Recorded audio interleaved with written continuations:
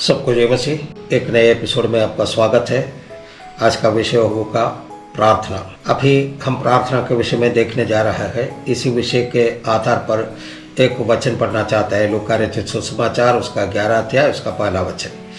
फिर वह किसी जगह प्रार्थना कर रहा था और जब वह प्रार्थना कर चुके तो उसके चेलों में से एक ने उससे कहा, हे प्रभु, जैसे यूहन्ना ने अपने चेलों को प्रार्थना करना सिखाया है वैसे ही हमें भी तू सिखा दे, हमें प्रार्थना करना सिखा दे। हमारा विषय यही है। प्रार्थना के बारे में सिखाना अच्छा लगता है। चेले लोग यीशु मसीह से एक बात की विनती करती है, हमें प्रार्थना करना सिखा दे। चेले यीशु मसीह से प्रचार करने के लिए सिखा दे, ये नहीं बोला। चेले यीशु मसीह से गीत गाना सिखा दे, ये नहीं बोला। चेले यीशु मसीह से चमत्कार जो करता है यीशु मसीह उसको हमें भी सिखा दे, ये नहीं बोला। एक बात सोचेगा तो ये सब करने के लिए सिखाने की मांग करना चाहिए था, क्योंकि ये सब कठिन बातें हैं। साधारण रीति से कठिन बातों को सिखाने की जरूरत पड़ती है। प्रार्थना करना बहुत ही आसान काम है। जन्म से लेकर कम से कम एक बार भी प्रार्थना नहीं किए हो ऐसा कोई भी व्यक्ति इस दुनिया में नहीं होगा। परमेश्वर नहीं है ऐसे बोलने वाला बहुत सारे लोगों को हम जानते हैं। उन लोगों से जब मिलते हैं तो कहता है हमारे लिए भी प्रार्थना कीजिए। ऐसा कोई भी व्यक्ति नहीं है जिसका जन्म लेने से लेकर के उनका मृत्यु के बीच में कम से कम एक बार जरूर प्रार्थना की होगी। कभी कभी प्रार्थना करने के लिए बहुत सारे शब्दों का जरूरत नहीं होता है। उदाहरण के लिए, हे प्रभु, ये एक प्रार्थना है। हे यीशु, ये एक प्रार्थना है। हे स्वामी, ये भी एक प्रार्थना है। जातीय लोग, हे भगवान, ये भी एक प्रार्थना है। मुसलमान लोग करता है हे अल्लाह बोलते हैं, ये भी एक प्रार्थना है। एक बार हम 2-5 लोग मिल करके बस में झारखंड जा रहे थे। जिस गाड़ी में हम लोग बैठे हुए थे उसी गाड़ी दूसरे गाड़ी के साथ में टक्कर हो गया। तो उसमें बैठे हुए हम लोग मैंने जोर से चिल्लाया, है परमेश्वर, ये भी एक प्रार्थना है। ऐसे ऐसे आकस्मिक घटना के समय हम लोग लंबा प्रार्थना नहीं करते हैं। छोटी सी प्रार्थना में एक शब्द में प्रार्थना करके खत्म करते हैं। आपसे एक सवाल करना चाहते हैं, बिना सीखे हुए आप क्या क्या कर सकते हैं? हमें बता देते हैं। रोने के लिए किसी को सिखाने का जरूरत नहीं है। हम सांस लेना किसी को सिखाने का जरूरत नहीं। जन्म से लेकर के अभी तक वो सांस ले रहे हैं। तीसरा, हंसना किसी को सिखाने का जरूरत नहीं है। भोजन करना, ये भी किसी को सिखाने का जरूरत नहीं है। ये सारा ये लिस्ट में आता है। जैसे जैसे इंसान बढ़ते जाता है बहुत सारे बात अपने आप सीख लेते हैं। वैज्ञानिकों का, डॉक्टर लोगों का हिसाब से एक व्यक्ति को ज्ञान प्राप्त करने का 4 स्टेज होता है। पहला अपना माँ बाप से, भाई बहन से सीखते हैं। दूसरा अपना टीचर से या प्रोफेसर से सीखते हैं। तीसरा है हमारा जिस समाज में रहते हैं, इस सोसाइटी में रहते हैं, उसी से सीखते हैं। चौथा है अपना एक्सपीरियंस से, विवेक से हम सीख लेते हैं। ठीक वैसे ही स्वयं प्रार्थना करने का एक प्रेरणा के साथ ही हम इस दुनिया में जन्म लेते हैं। आप जब बच्चे थे तो आपका ज़रूरतों को किसको बताते थे? अपने माँ बाप को, है ना। अपने माँ बाप का ज़रूरतों को किससे बताते थे?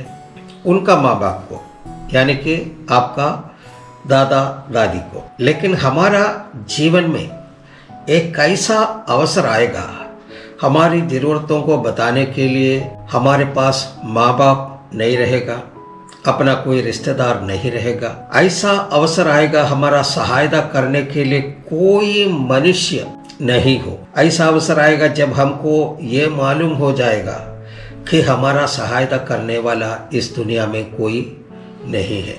तब हम परमेश्वर को याद करते हैं, परमेश्वर से प्रार्थना करते हैं। उदाहरण के लिए आप लोग सब जानते हैं, हॉस्पिटल में जाते हैं, कोई सीरियस पेशेंट को लेकर के जाते हैं तो मैंने डॉक्टर पूरा चेकअप करते हैं, पूरा परिश्रम करते हैं वो मरीज़ को ठीक करने के लिए। अगर नहीं होता तो डॉक्टर आकर के रिश्तेदार को कहता है मैंने जो कुछ करना था वो सब कर लिया है, मेरे उम्मीद टूट गया है, इसलिए आप लोग प्रार्थना कीजिए मरीज बच जाए। ये ऐसा एक समय है जो मनुष्य असमर्थ हो जाता है।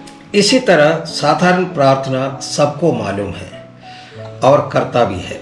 तब क्यों चेले लोग यीशु मसीह से विनती की उन्हें प्रार्थना करना सिखा दे? उसका उत्तर यही है, कुछ साधारण प्रार्थना भी है, कुछ असाधारण खास प्रार्थना भी है।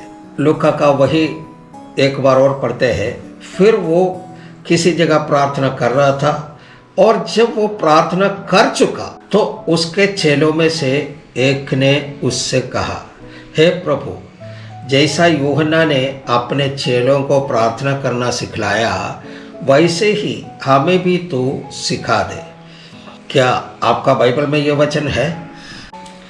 क्या आप बोल सकते हैं चेलों ने ये बात कब यीशु मसीह से पूछा?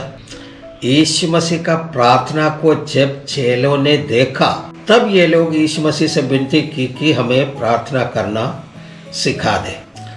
यीशु मसीह का प्रार्थना को जब चेलों ने देखा तब ये चेलों को मालूम हुआ कि इन्हें प्रार्थना करना नहीं आता। अगर आप चाहता है कि यीशु मसीह आपको प्रार्थना करना सिखा दे तो आपको ये स्वीकार करना होगा कि आपको प्रार्थना करना नहीं आता है। अगर ये स्वीकार करते हैं तो आप सही प्रार्थना को, नहीं तो ऐसे बोल सकते हैं यीशु मसीह के प्रार्थना को देखना है। हे मेरे प्यारे भाइयों बहनों, आप यीशु मसीह को ध्यान से देखना है। यीशु मसीह को ध्यान से देखेगा तो आपको मालूम हो जाएगा कि यीशु मसीह एक पूर्ण परमेश्वर है, उसके साथ साथ में यीशु मसीह एक पूर्ण मनुष्य भी है। पूर्ण मनुष्य यीशु मसीह आपके और मेरे जैसे पैदल चलता है, फिरता है, भोजन करता है, लेटता है, सोता है, रोता है, खुश रहता है, थकता है। ठीक वैसे ही यीशु मसीह प्रार्थना करने वाला भी था। यीशु मसीह एक पूर्ण मनुष्य है, इसलिए प्रार्थना किया। यीशु मसीह को अगर हम देखेंगे तो इस संसार में सबसे ज़्यादा प्रार्थना किया हुआ व्यक्ति है वो यीशु मसीह का प्रार्थना जीवन के बारे में सीखना जरूरी है। वह यीशु मसीह का प्रार्थना जीवन के बारे में आप श्रद्धापूर्वक सीखना है। इस आयत में यीशु मसीह का प्रार्थना के बारे में लिखा है और यीशु मसीह के द्वारा सिखाया हुआ प्रार्थना भी है। एक बार और ध्यान दीजिएगा, लूका 11:1 का पहला भाग में यीशु मसीह जो प्रार्थना किया है उसके बारे में लिखा है। लूका 11 का 2 और 4 में वचन में मसीह के द्वारा सिखाया हुआ प्रार्थना लिखा है। यीशु मसीह के द्वारा सिखाया हुआ प्रार्थना एक ही है, लेकिन यीशु मसीह जो प्रार्थना किया है वो एक नहीं, 2 नहीं, 10 नहीं, सैकड़ों नहीं, हजारों प्रार्थना किया है।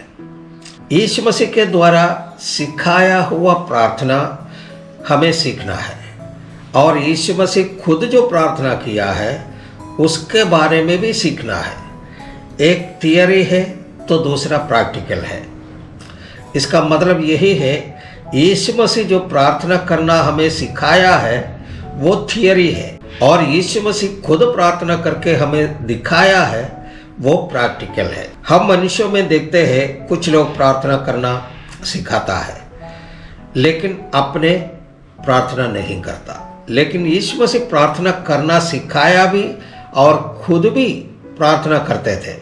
मैं पास्टर लोगों को पूछना चाहता है, आप सब परमेश्वर के लोग हैं ना, आप 1 घंटा प्रार्थना करते हैं तो आपका विश्वासी 10 मिनट प्रार्थना करेगा, क्योंकि हिसाब तो दशमांश का है। एक पास्टर प्रार्थना करना है और प्रार्थना करना सिखाना भी है। एक पास्टर का जीवन में सबसे अच्छा काम वो अगर कर सकता है तो वो अपना विश्वासी को प्रार्थना करना सिखाना है। लेकिन हमारा पिछले मिनिस्ट्री का एक अनुभव से बताता हूँ। पास्टर उतना भी प्रार्थना नहीं करते हैं जितना उनका विश्वासी प्रार्थना करते हैं। हालेलुया। एक नमूना के तौर पर यीशु मसीह प्रार्थना सिखाया और खुद प्रार्थना करते थे। उदाहरण के लिए एक बार एक मामा अपने भगना को स्कूटर सिखाने के लिए ले गया।